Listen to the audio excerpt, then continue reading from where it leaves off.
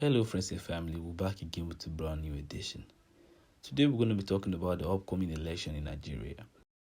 As we all know, the upcoming election in Nigeria is scheduled for 2023. And there are different candidates. But it seems as if there's one particular person or one particular candidate that has catch the eye of the youth of Nigeria. And that person is no other than PETER Obi. And this same person is the person everybody is trying to break down or try to discredit in some ways. Today I'm going to be showing you a video of where another politician is trying to discredit him and telling the youth that he's not fit to be the next president of Nigeria. But the youth and everybody has chosen him like he's the people's choice. Not because they trust him, or me, for example, not because I trust him or not because I feel anything, but because I want change. You understand? Like, all politicians, I don't trust politicians. That's just one thing for me. I don't trust politicians, but I think it's fair for us to try something new, try someone new. Just change a new hand, like a new seat and everything, and see how the country will turn out. Because the set of people that have been in power is just like I see, they are recycling the whole stuff. You understand? So I think to try PETER Obi would be very, very good for the country and for the masses as well, for so many reasons. One, because he's very, very young, and secondly, he's very lucrative and very, very smart, and you understand what it takes to build a country. So in this video, I'm going to be showing you a video of another politician trying to discredit him and saying he's not fit to be the president, at least for now, that now is not his time and everything. And I want you guys to tell me what you think about it. You can leave a comment down in the section below and let's just discuss about this whole thing. And I think everyone should come outside to vote. Irrespective of who you are or where you are, you have to come outside to vote. Let's change our country, Nigeria. Thank you. Fellow countrymen and women, I'm here to address you once again in the course of our nation's history. I'm here to address Nigerians, especially on my brother and friend, the former governor of Anambra State, and the former vice presidential candidate of our political party, PETER Obi. PETER Obi is one of the finest Nigerians who is intellectually mobile and administratively sagacious. He's a great Nigerian, and by the grace of God, he has the potential of being a great president in the nearest future. I celebrate you, PETER Obi, and I celebrate your movement for a new Nigeria. I celebrate your conscientization of the Nigerian youth and public on governance and building a new Nigeria. But I want to advise that your time is not now, because you will have to wait for your time. I've listened to your postulations, I've listened to your arguments, I've listened to your deliveries, I've listened to your campaigns, and I can say that 90% of your campaign is dwelling on reducing the cost of governance. I mean, most of your campaigns is around cutting the costs of governance. And I want to tell you that the problem of this country is beyond just cutting the cost of governance. The problem of this country is beyond reducing the cost of governance.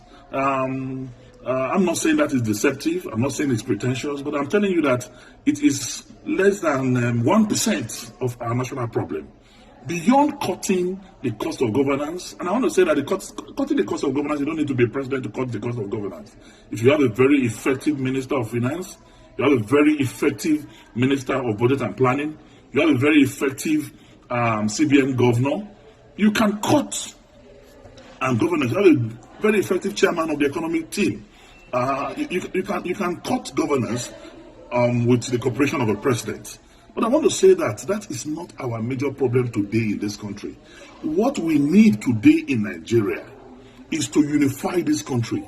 Nigeria has never been this divided in our national history. Not even during the Civil War are we this divided. There is no trust between the North and the South. There is no trust between the East and the North. There is no trust between the West and the South and the Southeast. So we need one character who have the capacity and capability to unite us together as a nation first. Because we need to first believe in ourselves as people. We need to believe in our unity. We need to believe in our togetherness, even before we can make progress. Because without unity, there can be no peace. And without peace, there can be no development. So first, we need a unifier. Who can unify this country? Today, I want to ask sincerely, Peter Obi and his supporters, can Peter Obi be trusted by a typical Katsina man or somebody from the northern part of this country? Can he be trusted as an Igbo man by Middle Belters, by core northerners? The answer, in every sincerity of purpose of heart and commitment, is no.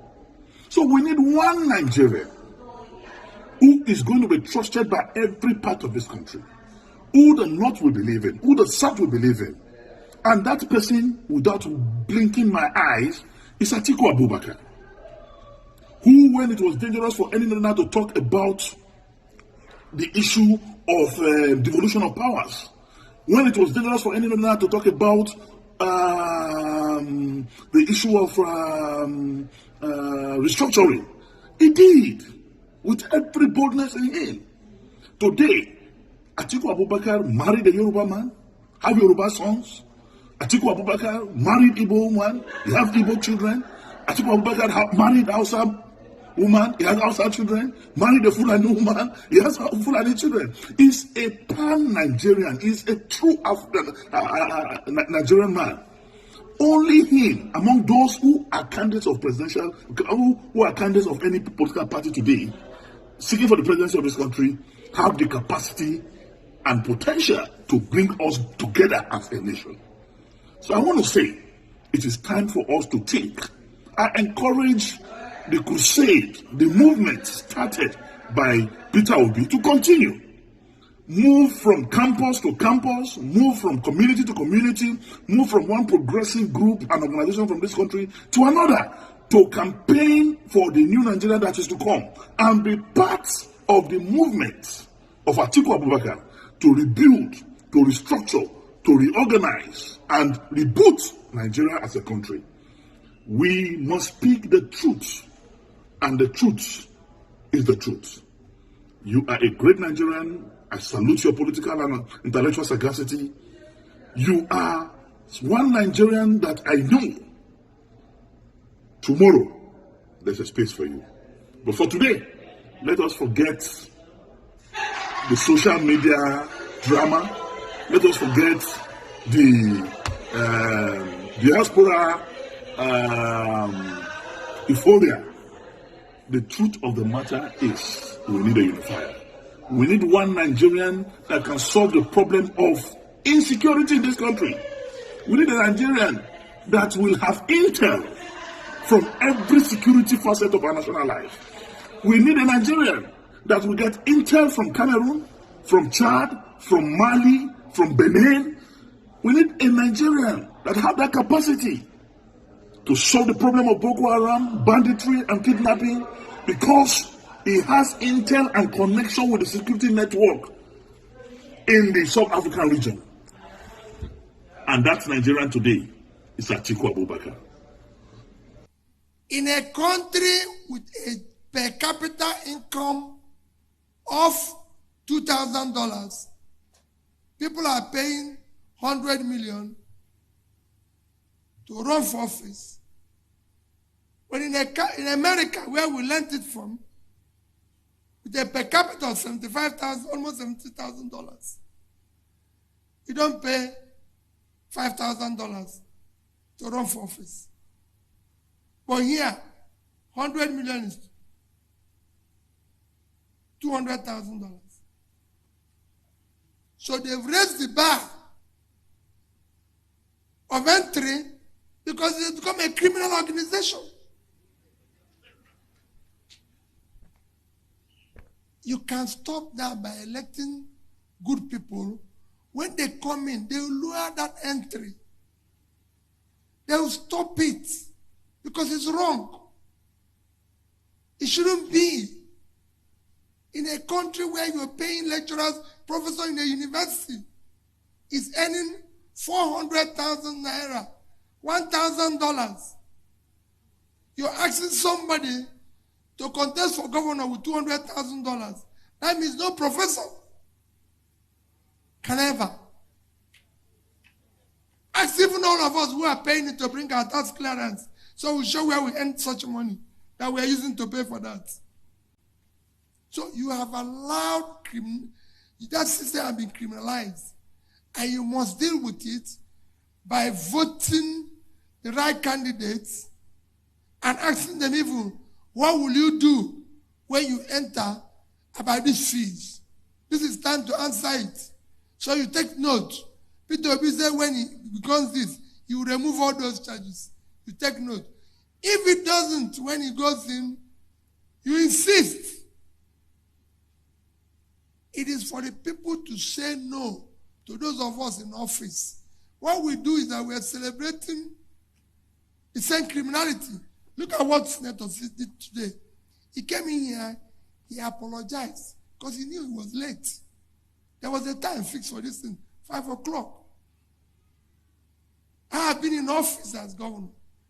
You come to a church, thank God some Anambra people are here. And people will tell you, you are late. And people will say, come in front. Let's come and stay at the back. That's where you stay. That's why you have been governor. And you're telling them, no. I was at church this morning with my friend. We came late. And somebody say, no, we have a seat for you in front. I say, listen, let's come and stay at the back. That's where they're meant to stay. Irrespective of who you are.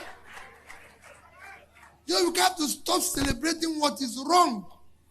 That is why impunity is continuing, because impunity has become a measure of success and power in Nigeria. So you can stop all these things. And I talk about general corruption. Let nobody tell you can't stop corruption. If you're not stealing yourself, your wife and children are not stealing, those around you are not stealing, you reduce it by 70%. Because as governor, you will approve what they will steal.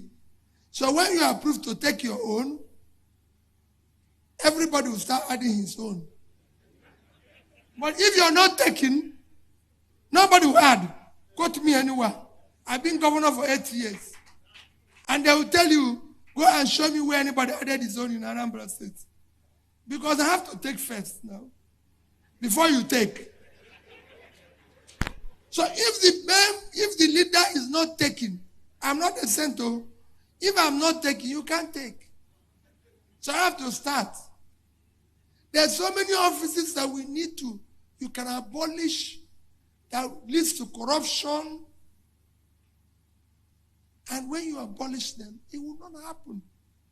Same thing in the party and what they are doing.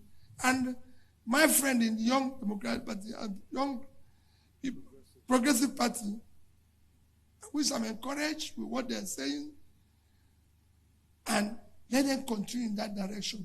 Let young people get involved.